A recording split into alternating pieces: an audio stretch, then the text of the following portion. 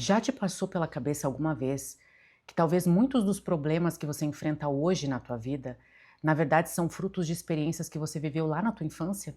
E antes de começar a aprofundar mais no tema desse vídeo, eu quero muito deixar claro que nesse vídeo, em todos os outros vídeos que vierem nesse canal, a nossa intenção nunca é buscar culpados pelos nossos problemas. O que a gente faz aqui é procurar a nossa porção de responsabilidade em mudar os impactos do que nos aconteceu, em começar a ser ativo nas nossas próprias vidas para ver a mudança acontecer. E aí eu vou te falar que muitas vezes sair do papel de vítima começa por você descobrir que de fato foi vitimizado. O complicado é que muitas vezes o que te aconteceu foi algo tão impactante, e quando eu falo impactante, eu não estou falando grande, mas foi algo grande para você que na época era pequeno. Então talvez o que te aconteceu foi algo tão impactante para você que o teu inconsciente decidiu esconder isso de você, para que você pudesse continuar a tua vida, para que você pudesse sobreviver ao trauma. O teu inconsciente, ele não é o teu inimigo.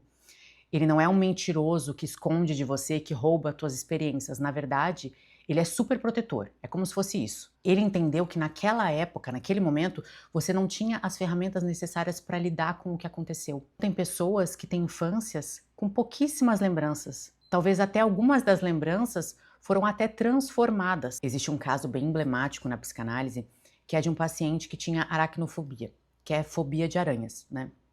E aí, conforme as sessões foram acontecendo, os conteúdos foram vindo à tona, então muitas memórias reprimidas voltaram à mente dessa pessoa.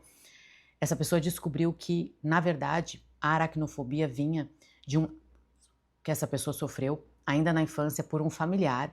E aí, o que aconteceu foi assim: durante o ato, a mão dessa pessoa que estava fazendo mal para essa criança ficou em uma posição que a mente lúdica da criança dissociou para não sentir intensamente aquele trauma e acabou simbolizando essa mão como uma aranha. Então, ela condensou toda a situação traumática na imagem de uma aranha.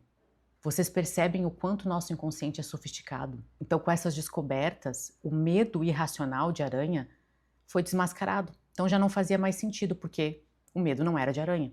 O processo de análise continua e essa pessoa vai trabalhar tão exaustivamente em cima desses conteúdos a ponto de, devagarinho, isso ir perdendo potência. E aí a pessoa vai conseguindo lidar com essas coisas de uma forma muito menos nociva para si mesma. Aí você vai me perguntar, tá, mas para que eu vou querer descobrir coisas tão horríveis sobre mim?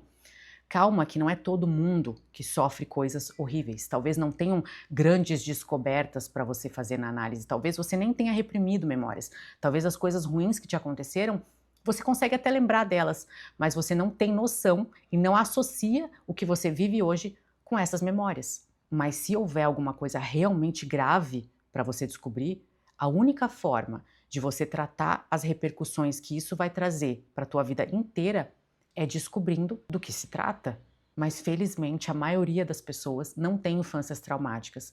Elas têm infâncias aparentemente normais. E aí quando a gente fala aparentemente normais, eu quero dizer infâncias que não tiveram um grande trauma, que a gente olha e sabe, nossa, aquilo foi traumático. Não. Quando realmente há um trauma que a gente pode colocar como o causador de todas as mazelas, é inclusive muito mais fácil para você entender e tratar aquilo. O problema é quando não é. Acontece que quando o trauma é a conta-gotas, é como se estivesse colocando veneno na tua caixa d'água. Então todos os dias você está bebendo dessa água, percebe que tem algo estranho, mas você nunca vai suspeitar que é dali que vem o problema. É tão sutil que você nem para de beber água. Muitas vezes o trauma ele é construído ao longo de anos. Manipulação, desprezo, o abandono que é feito mesmo com a presença, violências que você sofre e vai descobrir que aquilo é violência depois de anos. Talvez só depois que você começar a conviver com outras famílias de amigos ou de namorados, aí é que vai cair a ficha em você que aquilo que fizeram contigo não estava certo. Que um pai ou uma mãe não deveriam estar fazendo aquilo. E uma coisa muito importante que eu vou falar para vocês, principalmente quando se trata de relações familiares, onde o pai, a mãe, as figuras de poder, o cuidador, são pessoas narcisistas. O que acontece é que a forma como você é criado por um narcisista é para acreditar que você deve a tua vida a ele. Que você nem estaria aqui se não fosse por ele. E isso cria uma lealdade tão profunda que um paciente, mesmo em análise, às vezes demora anos e anos para conseguir admitir para si mesmo que tem um pai ou uma mãe narcisista. Porque antes disso acontecer, essa pessoa passa por muito tempo de negação e se sentindo culpada, porque, meu Deus, quem sou eu para julgar meu pai, a minha mãe, porque você foi criado para pensar isso? Quem é você para julgar? Quem é você para afrontar? Quem é você para ter opinião? Essa pessoa fez tudo por você. É isso que eles te fizeram acreditar. Então, olha o quanto é difícil você sair disso, porque quando você ouviu essas coisas, você estava em um ambiente intoxicado pela presença deles, onde eles deturpavam e criavam a própria realidade. Você ouviu essas coisas quando você era jovem demais para ter senso crítico, para se defender dessas coisas. Então você tomou tudo aquilo como se fosse realidade, porque era uma pessoa importante falando. Então a gente sabe o peso, o sofrimento que é físico, mas a gente nunca pode subestimar os danos causados pelo psicológico feito dia após dia. É aquela situação que te constitui de uma forma que, para você conseguir sobreviver àquela realidade, você acaba distorcendo ela e se colocando como culpado pelos que sofrem. Em outras palavras, você está protegendo o teu algoz, porque é mais fácil para você acreditar que é tudo culpa tua do que assumir que você não é amado da forma que você merece. O problema de você acreditar que você é o culpado por não receber amor é que você se coloca num lugar de não merecedor de amor. Ao invés de você entender que o outro que é incapaz de te amar da forma como você merece, você começa a pensar, na verdade você prefere pensar que você não recebe o amor porque você não merece ele. E aí é uma dinâmica que você começa a levar para a vida inteira. Você começa a repetir na vida adulta os padrões que você viveu na tua infância. Se você teve na tua infância a dor do abandono, seja de um pai, seja de uma mãe, pode ser até aquele abandono que eu falei anteriormente, que a pessoa está presente, mas não tá, sabe? Negligência, indiferença. Você vai escolher pessoas para a tua vida que vão reproduzir o amor que você conhece, o amor que é familiar para você. Você pode, por exemplo, começar a escolher parceiros que não estão disponíveis. Ou bem casado, ou aquela pessoa que não gosta tanto de você a ponto de te assumir, de sair com você todo final de semana. É esse tipo de dinâmica que não funciona. E tem mais, quando aparece alguém que realmente vai te dar o amor que você de fato merece, você nem consegue se atrair por essa pessoa. É uma pessoa que você, ele é tão querido e tal, mas, não sinto nada, sabe? Então, resumindo, você fica aos pés de quem te maltrata e despreza aquela pessoa que poderia te dar tudo o que você sempre quis e nunca teve. Você vai ficar repetindo os cenários da tua infância na ânsia de você reviver eles de uma forma diferente. Tem gente, não é todo mundo, tá? Mas tem gente, inclusive, que nessa ânsia de repetir, mas de uma forma diferente, com um desfecho diferente, a pessoa se torna não necessariamente físico, né? Mas a pessoa que maltrata, que faz mal pro outro. Por quê? Dessa vez, ela quer ser quem ela não conseguiu ser antes. Então ela vai pro outro extremo. Vocês imaginam o quanto isso é tóxico pra tua vida? Porque ou você tá fazendo mal pra si mesmo, ou você tá fazendo mal pra outra pessoa. Mas, gente, isso você não faz conscientemente, tá? Você faz automaticamente, nem sabe por quê. Você acha que isso é você. E a única forma de você parar com esse ciclo é descobrir o mecanismo. Imagina o seguinte, você tá numa casa mal assombrada, num parque de diversões, tá?